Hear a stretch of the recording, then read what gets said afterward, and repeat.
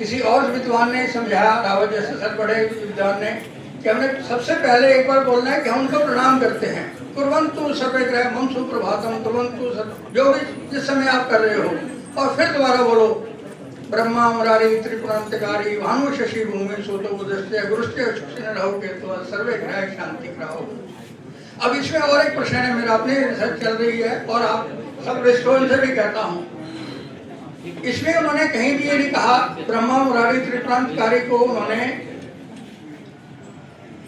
ग्रहों के रूप में कहा, उन्होंने कहीं भगवान नहीं कहा।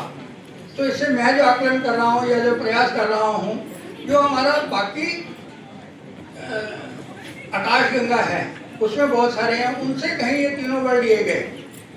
वो साउंड जो है, जैसे ओम की साउंड पूरे हमारे सौरमंडल में घूमती है, उससे ऊपर भी सौरमंडल से ऊपर भी बहुत कुछ है। तो ये ब्रह्मा मुरारी त्रिपुरांतकारी जो नारायण रूप में देखें या महाकाल रूप में देखें या पुष्कर के ब्रह्मा के रूप में देखें, वो एक रूप दिखाया गया। वो एक ऊर्जा जो है संसार में कहीं ना कहीं अलग निहित है, उसको भी ज्योतिषों को रिसर्च करने की आवश्यकता है।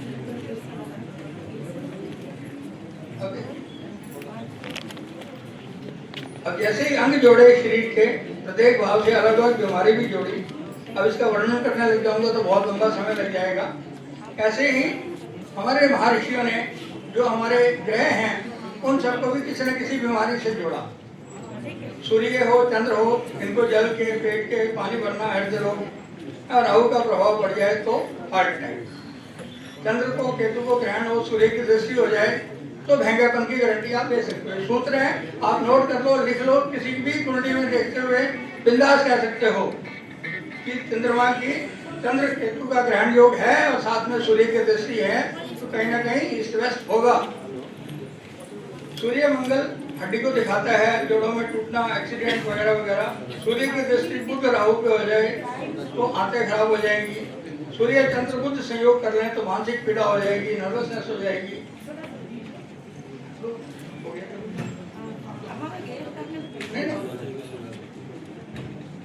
तो ये मैं आपको बाकी दे देता हूँ जैसे उन्होंने कहा।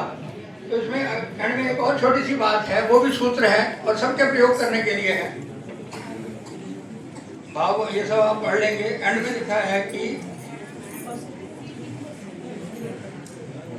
अब बात आती है, मैंने